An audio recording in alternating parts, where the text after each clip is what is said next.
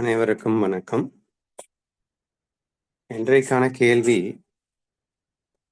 மனம், ஆழ்மனம், மேல்மனம், அது அஞ்ஞானிகளுக்கு எப்படி இருக்கும், ஞானிகளுக்கு எப்படி இருக்கும், அல்லது பக்தனுக்கு எப்படி இருக்கும் அப்படிங்கிற மாதிரி ஒரு சின்ன அனாலிசிஸை நம்ம மேற்கொண்டிருக்கின்றோம்.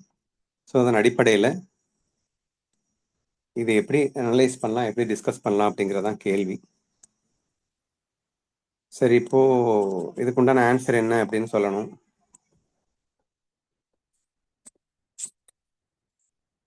ஃபர்ஸ்ட் எடுத்தவொடனே ஒரு விஷயம் நல்லா புரிஞ்சுக்கோங்க. கான்சியஸ் மைண்ட், சப்கான்சியஸ் மைண்ட், இந்த ரெண்டுக்கும் ஏதாவது, ஏன்னா கௌரி பிகினிங்ல ஒரு விஷயத்த சொன்னா, ஏதோ இந்த ரெண்டும் இன்லைன்ல இருக்கும். யாருக்கு? ஞானிக்கு. ஆனா அஞ்ஞானிக்கு கான்சியஸ் வேற மாதிரி இருக்கும், சப்கான்சியஸ் வேற மாதிரி இருக்கும் என்ற ஒரு பாயிண்ட் வச்சிருந்தா, பதிவு பண்ணியிருந்தா. அண்ட் இன்ஃபேக்ட் வித்யா சொல்லும்போது கூட சப்கான்சியஸ் ட்ரிவன் அப்படிங்கிற மாதிரி ஒரு வார்த்தை யூஸ் பண்ணியிருந்தா. யாருக்குன்னா அஞ்ஞானிக்கு.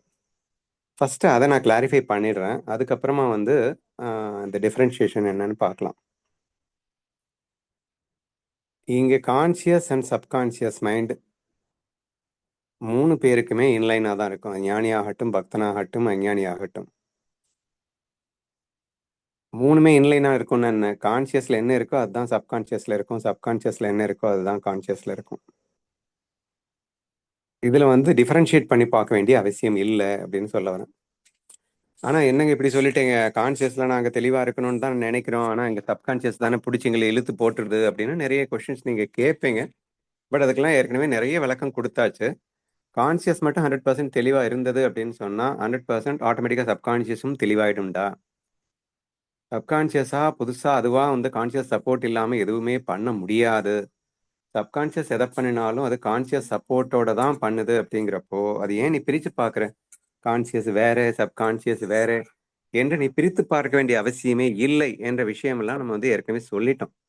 ஸோ அதன்படி பார்க்கும்போது ஆட்டோமேட்டிக்காகவே நீங்கள் கான்சியஸில் நீங்கள் சப்கான்சியஸ் ட்ரிவன் அப்படிங்கிறது ஒன்றுமே கிடையாதுன்னு சொல்ல வரேன். There is no such thing called subconscious driven அப்படிங்கிறது கிடையவே கிடையாது. சப்கான்சியஸை டிரைவ் பண்ணுறதே கான்சியஸ் தானே.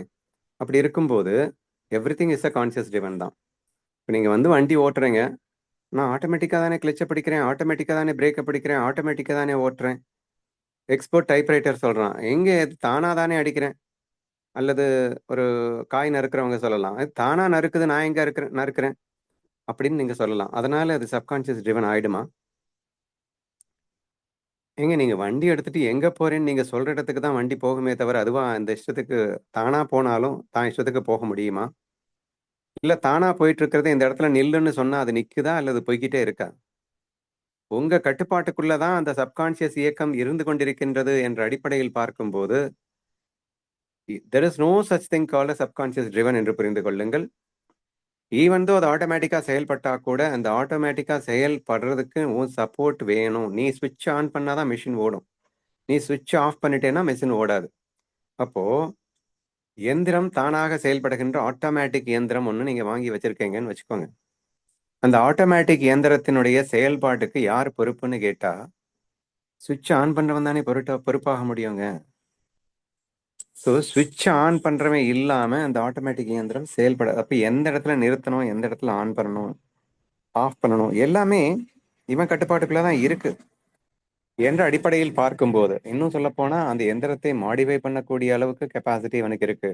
அப்படிங்கிற அளவுக்கு இருக்கும்போது ஃபர்ஸ்ட் திங், நீங்க முதல்ல அந்த கன்ஃபியூஷனை தூக்கி குப்பையில போட்டுருங்க. எப்பயுமே என்னுடைய கான்சியஸ் மைண்ட் தெளிவா இருக்கு, ஆனா சப்கான்சியஸ் மைண்ட் ஜென்ம ஜென்மமா அதுல பழகி போயிடுச்சு, அதனால ட்ரிகர் ஆயிடுது அப்படின்னு சொல்றது அப்படிங்கிறது ஏற்புடைய செயல் அல்ல. அந்த கன்ஃபியூஷனை முதல்ல கொண்டு வராதீங்க, ஓகேவா? சுதானுடைய ஆன்சர்ல ரொம்ப தெளிவா எக்ஸ்பிளைன் பண்ணலாம். There is no big difference between conscious and subconscious mind for than அஜ்ஞானி. அஜ்ஞானிக்கு கான்சியஸ்ல என்ன இருக்கும்? இந்த உடல் மனம் புத்தி அனைத்தும் உண்மை என்று தீர்மானமாக அவன் நம்புகின்றான். விளைவாக ஈகோ, விருப்பு வெறுப்பு வந்துடுது. அதுதான் சப்கான்சியஸ்லயும் இருக்கும். சப்கான்சியஸ்ல வேற என்னமாவது இருக்கும்? So what you feel that you are whatever you கான்சியஸ்ல நீ ஃபீட் பண்றியோ அதுதான் போய் ப்ரோக்ராமா சப்கான்சியஸ்ல உட்காந்துருக்கே தவிர புதுசா வேற எதுவோலாம் உட்காந்து இருக்கிறது இல்லை அப்படிங்கிறது நமக்கு நல்லா தெரியும், ஓகேவா? இப்ப நம்ம கான்சியஸ் சப்கான்சியஸ் மைண்ட் கிளாஸஸ் எடுக்கும்போது நம்ம என்ன சொல்லியிருக்கோம்னா, இப்ப நீங்க கத்துக்கிற இந்த ஞான விஷயங்கள் எல்லாம் உங்க கான்சியஸ்ல தான் இருக்கு. ஆனா, இது எப்ப சப்கான்சியஸ்க்கு போகுதோ, அப்ப நீங்க ஞானியா மிளிருவேங்க அப்படின்னு நம்ம சொல்றது உண்டு. அப்படின்னா என்ன அர்த்தம்? அப்படின்னா கான்சியஸ்ல ஞானம் உங்களுக்கு வந்துருச்சு. அது இன்னும் சப்கான்சியஸ்க்கு போகல. போகும்போது நீங்க முழுமையான ஞானி ஆயிடுவீங்க. அப்ப சப்கான்சியஸ்ல அஜ்ஞானம் இருக்கு, கான்சியஸ்ல ஞானம் இருக்கு அப்படின்னு அர்த்தமா? நீங்க தானங்க சொன்னீங்க.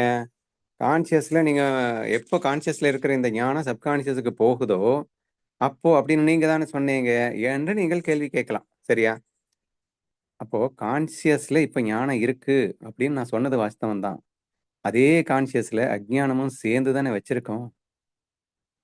ஸோ கான்சியஸ்ல ஞானமும் அஜ்ஞானமும் சேர்ந்தே இருக்கின்றது. ஆதலால் நீங்க சப்கான்சியஸ் அஜ்ஞானமாக செயல்படுகிறதுன்னு புரிஞ்சுக்கணும். இன்ஃபேக்ட் கான்சியஸ்லயே அஜ்ஞானம் பவர்ஃபுல்லா இருக்கிறதுனால தான் உன்னுடைய சப்கான்சியஸ்ல இருக்கக்கூடிய அஜ்ஞான விஷயங்கள் வெளியே வருது.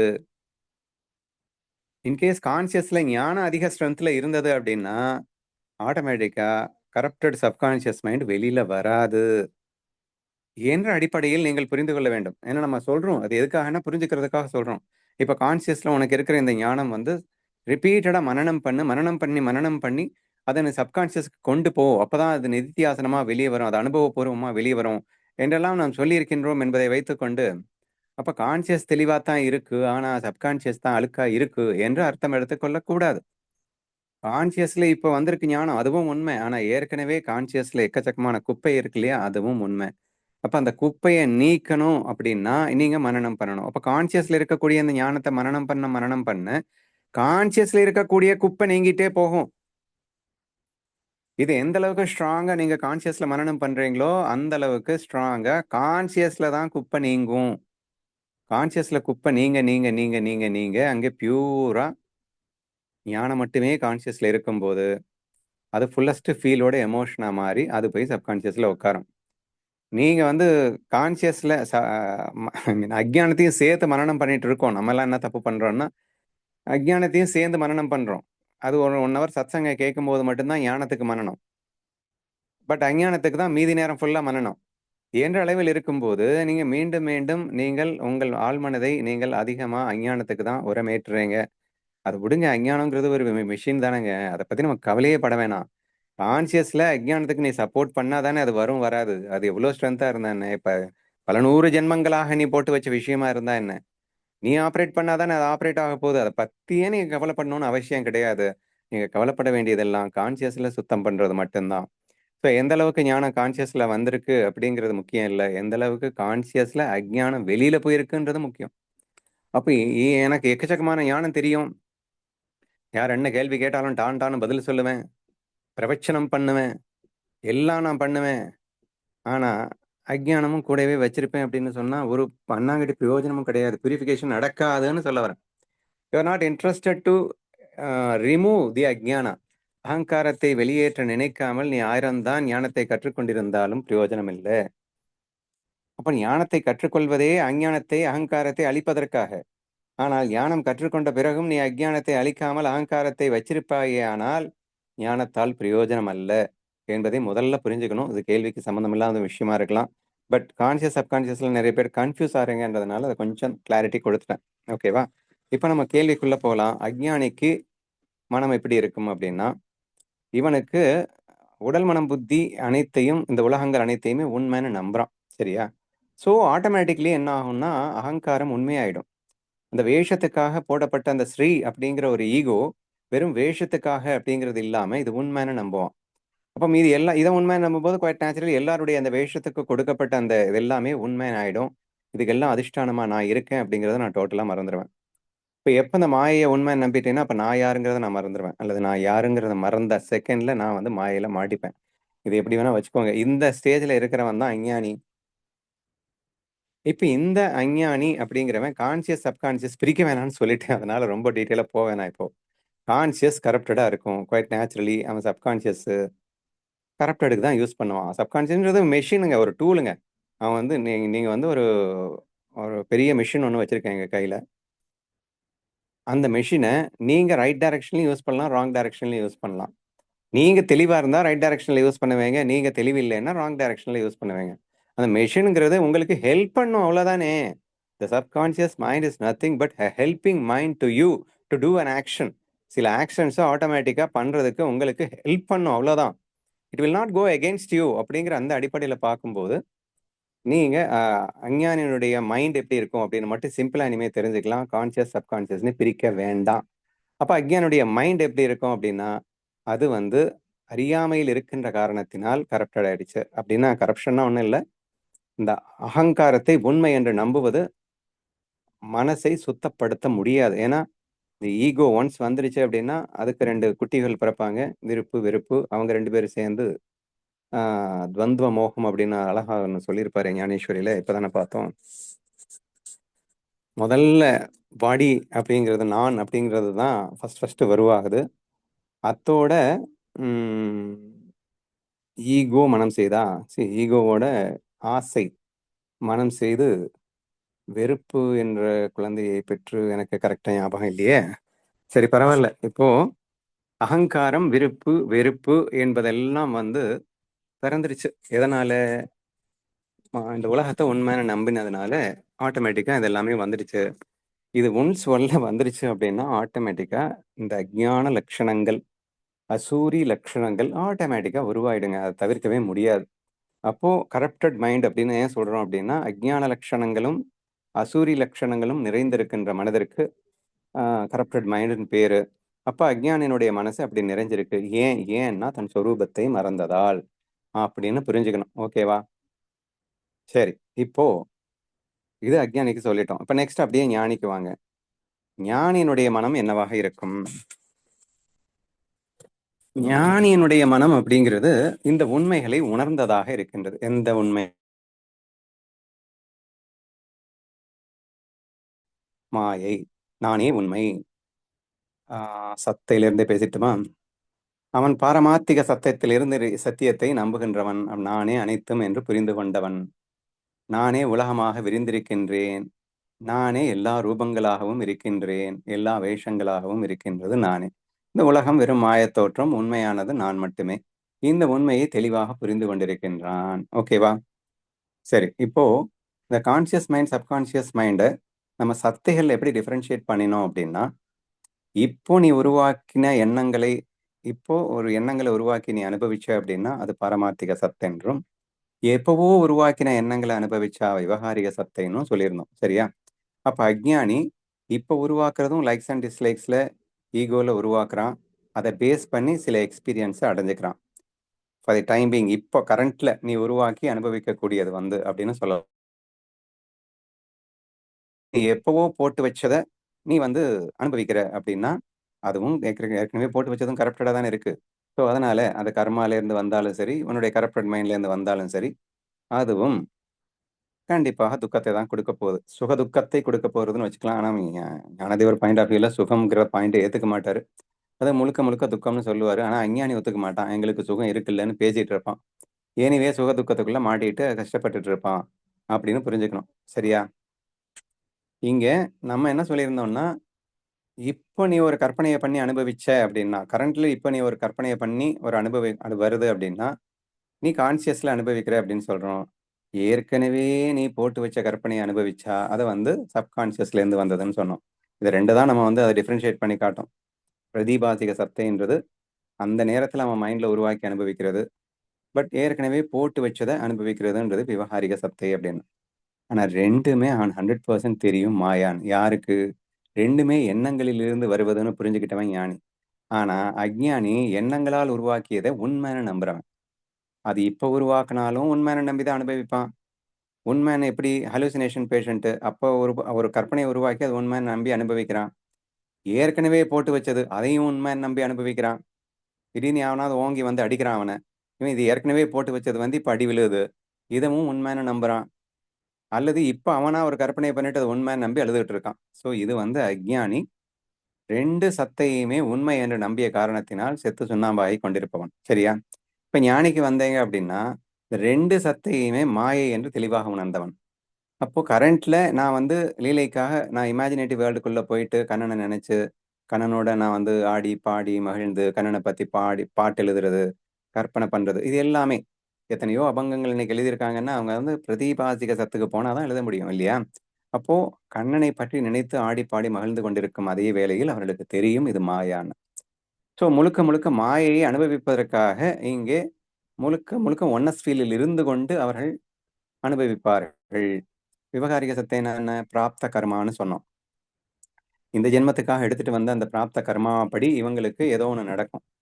நடக்கிறதும் கற்பனை தான் இவங்களுக்கு தெரியும். ஸோ இவனுடைய பிராப்த கர்மால இருந்து நடந்தாலும் மாயன்னு தெரியும். அப்படின்னா இவனுடைய சப்கான்சியஸ்ல இருந்து எப்பவோ போட்டு வச்ச எண்ணத்துல இருந்து வந்தாலும் மாயன்னு தெரியும். இப்போ நான் வந்து ஒரு எண்ணத்தை உருவாக்கி மகிழ்ந்தாலும் மாயன்னு தெரியும். 100% மாயா அப்படிங்கிறத என்ஷூர் பண்ணி கொண்டு அனுபவிக்கின்றான் ஞானி. குவைட் நேச்சுரலி எப்போ மாயான்னு புரிஞ்சிருச்சோ அப்போ அதிஷ்டானம் யாரு? நான் தான். இப்போ நான் தான் இங்க மாயையா இருக்கேன். எல்லாமே நான் தான். இந்த விஷயங்கள்லாம் வந்துருச்சுன்னா ஈகோக்கு எங்க இடம் இருக்கு? லைக்ஸ் அண்ட் டிஸ்லைக்ஸ்க்கு எங்க இடம் இருக்கு? அசூரி லட்சணங்களுக்கு எங்க இடம் இருக்கு? அஜ்ஞான லட்சணங்களுக்கு எங்க இடம் இருக்கு? ஸோ எந்த விதமான அழுக்குகளும் இல்லாம 100% பியூரிஃபைடு சோலாக மாறிவிடுகின்றான் அப்படின்னு புரிஞ்சுக்கணும். ஓகேவா? அப்போ இங்க மைண்ட் எப்படி இருக்கும் அப்படின்னு கேட்டோம். மைண்ட் வந்து 100% கரப்டட் அஜ்ஞானிக்கு. ஏன்னா ஈகோ லைக்ஸ் அண்ட் டிஸ்லைக்ஸ் இருக்கு. இங்க வந்து மைண்ட் இருக்குமான்னா இருக்கும். ஆனா 100% பியூரிஃபைடா இருக்கும். ஏன்னா ஈகோ லைக்ஸ் அண்ட் டிஸ்லைக்ஸ் இல்ல. ரெண்டு பேருமே பிரதிபாசிகம் அண்ட் விவகாரிக சத்தால இருப்பாங்க. ஆனா அவன் உண்மைன்னு நம்பி செத்து சொன்னா போயிட்டு இருப்பான். பாரமார்த்திக சத்து இருக்கவே இருக்காது அஞ்ஞானிக்கு.